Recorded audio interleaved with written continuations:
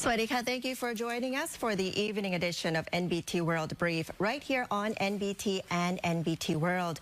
You're with me, Nawarat Wong Araya.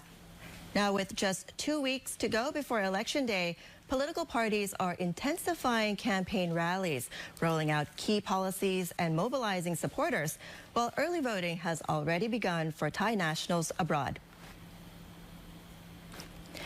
Starting with the PHANG party, where Prime Ministerial candidate Yochanan Wongsavat led a campaign tour in Chayapum province, where supporters presented him with traditional garlands made from local produce and food items.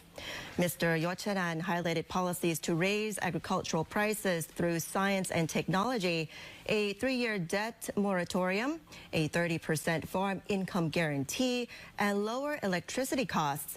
He also pledged a final crackdown on drugs and said a PHANG government would move quickly if given a full mandate.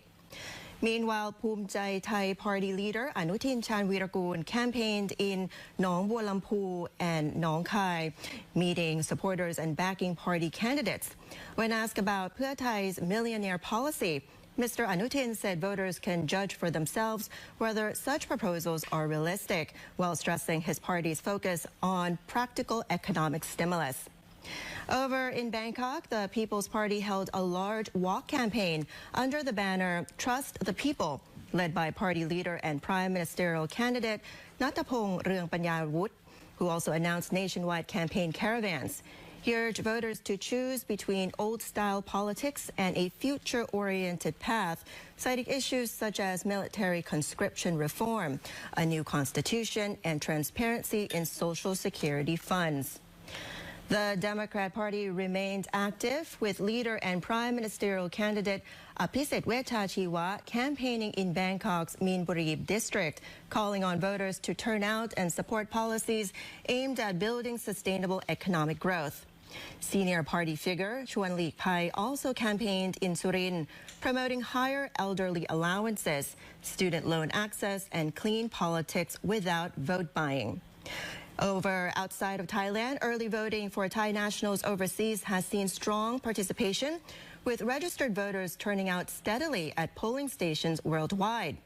In South Korea, large numbers of voters cast ballots at Wat Puttarangsi in Hwasong, with election officials reporting smooth operations and reminding postal voters to return ballots by the deadline.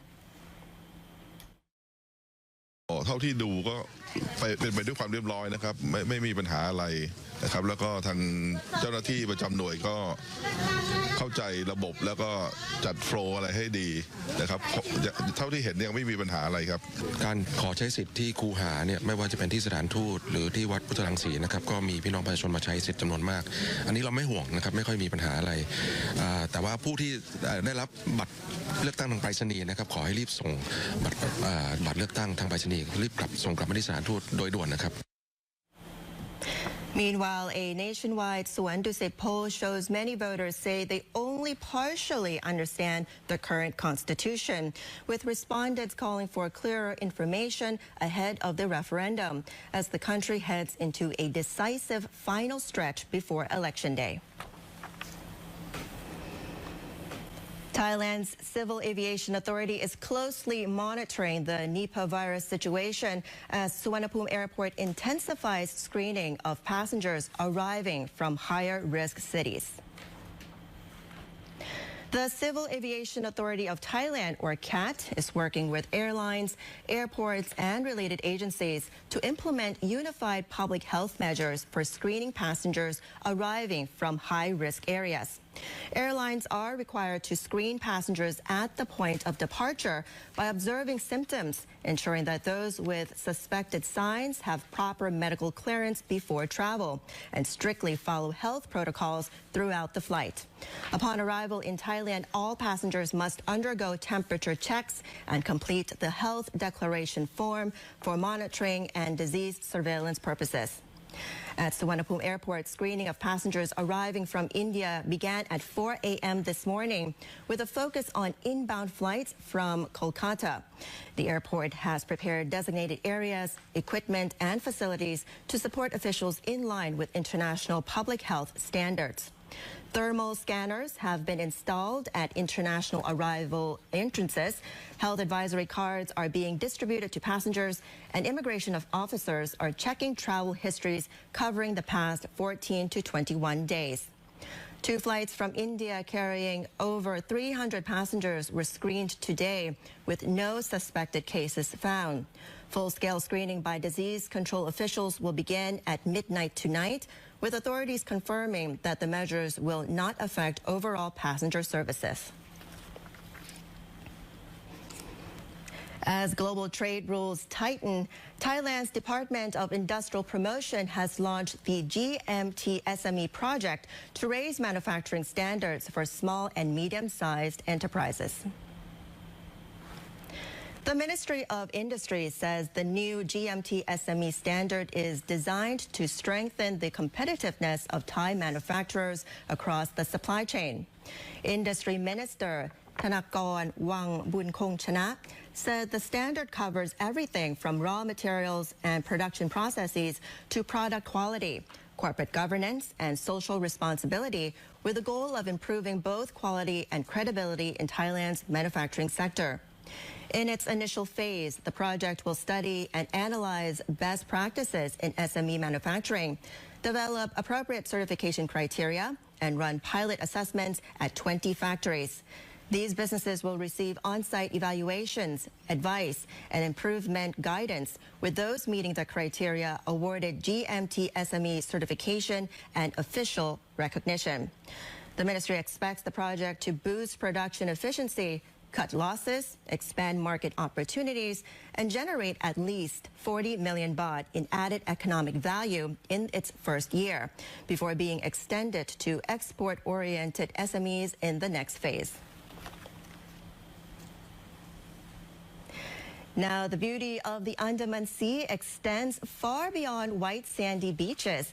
Hidden caves and spectacular lagoons await discovery. And today, we take you to Got PANAK and Got Hong, regarded as the true hidden gems of PHANG province.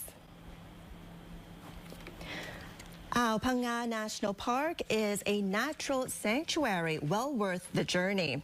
The park offers a diverse range of activities, from cruising past towering limestone karsts to canoeing and kayaking for an up-close look at nature, or simply swimming in the open sea. The experience culminates with a sunset cruise as a major highlight. Visitors can watch the evening sky meet the waters of the Andaman Sea in a breathtaking display of color.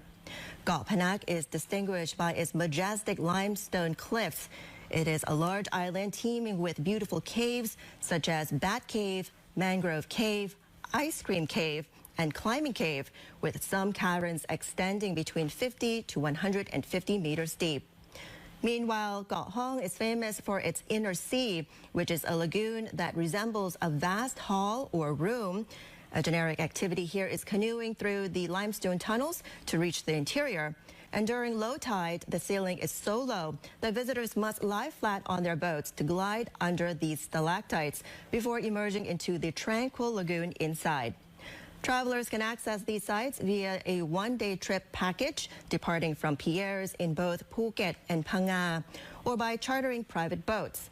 Upon arrival at the sites, local operators are available to provide paddling services and friendly guidance. And for more information, you can contact Phang Nga National Park at the number 076 481 188.